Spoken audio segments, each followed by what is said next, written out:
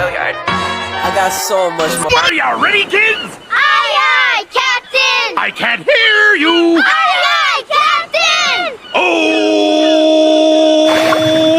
Fucking design on right now. Break it down, bring it back, make it clap. I got 3 old thoughts, new block, where that thing, bitches on the line, and you know. Oke, assalamualaikum warahmatullahi wabarakatuh. Perkenalkan, nama saya Syahidan Ulil Albab, NIM 2313001400,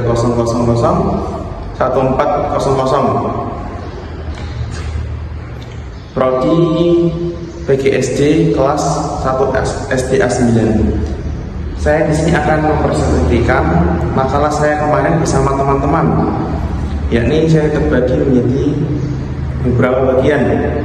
Dan saya akan menjelaskan sedikit pengertian dari tentang makalah saya kemarin, yakni pengertian tentang zat.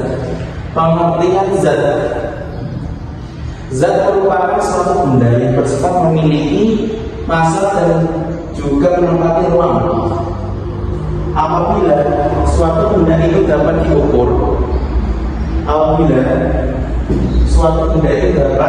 diukur, massa dan menempati ruang, maka dapat dikatakan bahwa benda tersebut adalah zat. Jadi apabila suatu benda itu dapat diukur massa dan menempati ruang, maka dapat dikatakan bahwa benda tersebut adalah termasuk zat. Oke, sekarang yang kedua, B, sifat zat dan partikel zat. Yang pertama yakni sifatnya zat. Oke. Memiliki beberapa bagian. A, memiliki massa yang dapat diartikan memiliki ukuran. Jumlah partikel pada zat atau dapat disinonimkan memiliki berat. Contohnya seperti botol minyak. Botol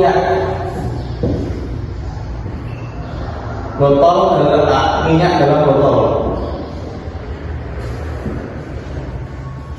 Maka saat ditimbang, botol minyak tersebut akan memiliki berat atau kiloannya. Lanjut. Kedua, menempati ruang. Volume atau jumlah ukuran partikel yang menempati suatu ruang. Contohnya seperti balon. Balon ketika kita tiup,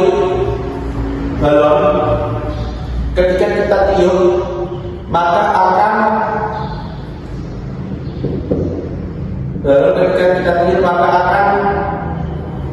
mengembang atau membesar, yakni udara yang kita tiupkan dalam balon tersebut akan ada volume atau ukuran partikel yang menempati ruang dalam balon tersebut. Oke, sekarang kita masuk yang kedua.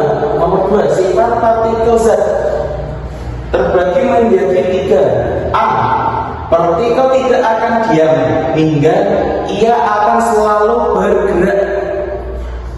Selanjutnya, B, terdapat gaya tarik menarik antara partikel dengan partikel lainnya. Selanjutnya, C, terdapat ruang antara partikel yang dinamakan pori. Baik, sekarang selanjutnya wujud zat terbagi menjadi 3 jenis, yakni padat, yang pertama zat padat, yang kedua zat cair, dan yang ketiga zat gas. Selanjutnya perubahan wujud zat atau benda terdiri dari yang pertama membeku, kedua mencair, ketiga menguap, dan keempat mengembun, kelima menyundit, yang terakhir yang keenam mengkristal. Di sini saya akan menjelaskan 2 saja dari perubahan wujud zat tersebut. Saya mengambil yang pertama mengembun dan juga yang kedua menyundit. Saya akan menjelaskan yang pertama, yang nomor 4, mengembun.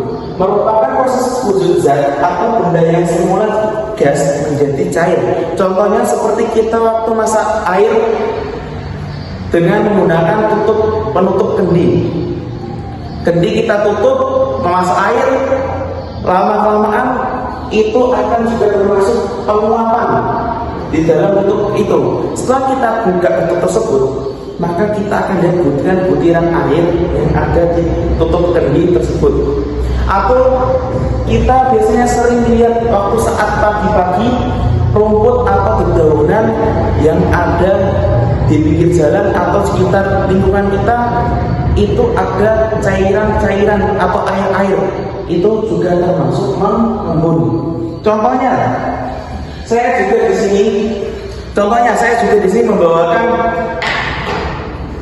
botol air, yakni saya ambil dari kulkas dan ini ada uapan air, ini juga termasuk mengembun dari gas menjadi cair.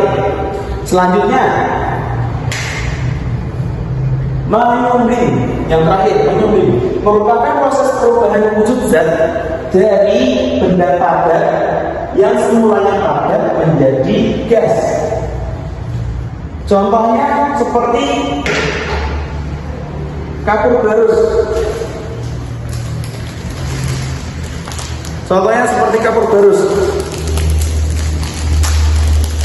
Oke, jika kapur barus ini kita taruh di ruangan atau tempat-tempat tertentu, kapur barus taruh tempat ruangan atau ruangan terbuka, maka lama-kelamaan dia akan menipis atau mengecil, lama-lama juga akan menghabiskan dirinya, karena luapan sebuah darah terhadap suatu zat ini, dan ini akan menjadi gas, dan padat menjadi gas dari kapur barus tersebut. Dan masih banyak lagi contoh-contoh yang lain, tapi mungkin ini video presentasi singkat saya. Oke, mungkin ini video presentasi singkat saya dari perubahan wujud zat tentang materi zat. Cukup sekian. Bila ada kesalahan atau kekurangan dari saya minta maaf sebesar-besarnya. Wassalamualaikum warahmatullahi wabarakatuh. See you next time.